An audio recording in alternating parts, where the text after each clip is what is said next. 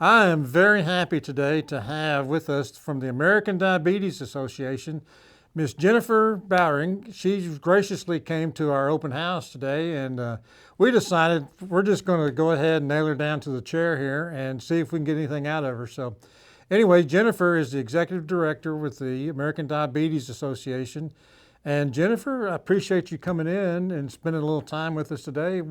Tell us what's going on with the ADA right now? What great and exciting news can you report on for us? Oh my goodness, there is so much to share with you. I think we'd have to begin by talking just a moment about size sessions. Every June, we have a very large conference that talks about where we are in diabetes, the growth of diabetes, the impact the diabetes has across the country and the world. But also, there's a lot of time spent on research that is happening and how important it is that we are taking care of ourselves like you did, right?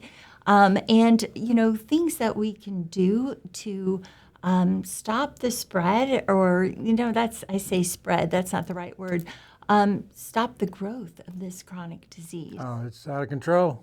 It is, it really is. Education is just, to me, is an important thing because one of the things that actually motivated us to have this show, and no insult to any of our healthcare professionals out there, but when a doctor who doesn't have diabetes just says, "Oh, you got diabetes," they kind of marginalize it a little bit, and till it affects you and you understand that how dreadful this can be for yourself, and that you really can go blind, you really can have a heart attack, you really can get cancer, you can get Alzheimer's, all these things.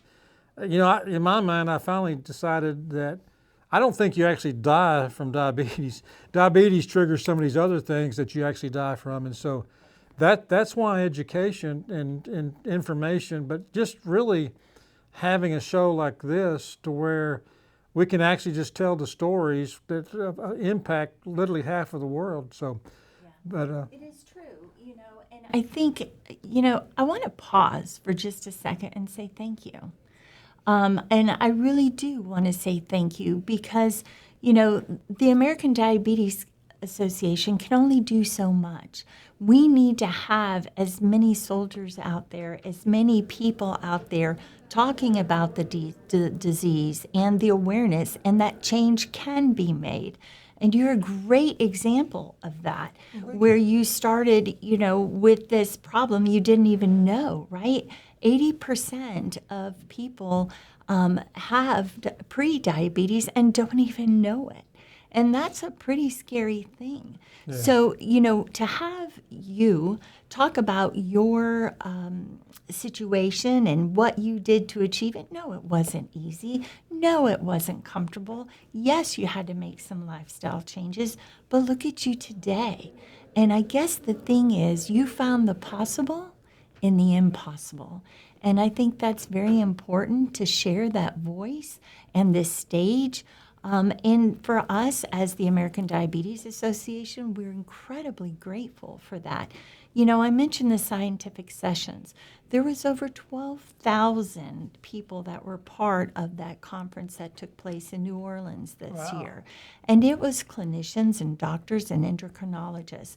And they were trying to share their research and their findings and everything so people like you and I and the rest of the world can learn how to counteract the possibility of getting diabetes. Well, information is everything because you actually said a word that's kind of my trigger point is when you said pre-diabetes. I honestly think that's just a nice way of saying you have diabetes, okay?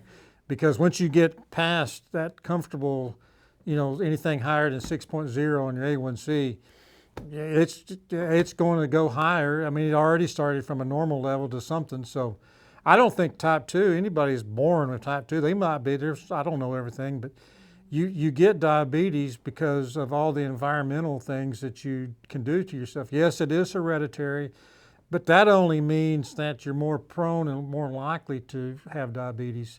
you still kind of get type 2 on your own to some large degree. I know there's always exceptions out there, but still, for the mass majority, just all the goofy things that people manage to do to themselves. But it's just an awful disease because, like I say, when you can go blind, you can actually have amputations. I mean, these are not. You might have this go wrong. These things will happen if it just keeps getting higher and higher. And there's also the stroke is another thing as well. Yeah. That can happen with diabetes. Yeah. So yeah, this show, we want it to be entertaining for sure. I mean,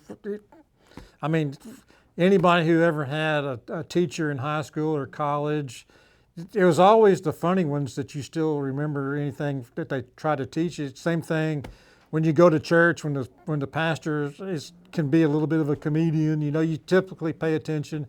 We want this to be a little bit of a tough love thing, but one of the things that happened to me about 10 years ago after I was first diagnosed with diabetes and it was actually getting it very much under control, my dietitian actually asked me if I would be willing to speak to a group of people who had just been diagnosed with diabetes. And I said, sure, I'd be glad to do that. And so they managed to put a group together that had probably about 50 or 60 people out there. And as soon as I was introduced to somebody that had type 2 diabetes, I took a question, and one of the people in the audience said, well, tell me something. How much Coca-Cola can you drink? I'm like, well, that's a really interesting question. None, you can't have any, So, just people don't want to hear the truth. And so, but that's what we're all about. We appreciate you. We appreciate the American Diabetes Association. And thank you for taking the time to come to Studio A1C today. Absolutely. May I say one more thing? Absolutely. So we do have type 1 and type 2. I don't want everyone to forget that there's also gestational diabetes that happens. So that is the third type of diabetes. And I also wanted to leave our website. That address is www.diabetes.org. There is a plethora of information that people can go to learn so much about diabetes. You mentioned the food, and the most visited page on our website is our food hub. And the food hub talks about what you can eat, what you should maybe stay away from, what you can eat in moderation, but it also provides recipes. And it's not only in American cuisine, but there's also, Latin cuisine, Asian cuisine from all over the world where people can go to find resources on the best way to eat and recipes as well as grocery store lists. So please go to our website to find as much information and be free to reach out to any of us at the American Diabetes Association. We're here to help. You got to eat. All right. Well, thank you, Jennifer, and we appreciate you taking the time to join us today. Thank you so much, BR. Look at you! Woo! See how easy that was?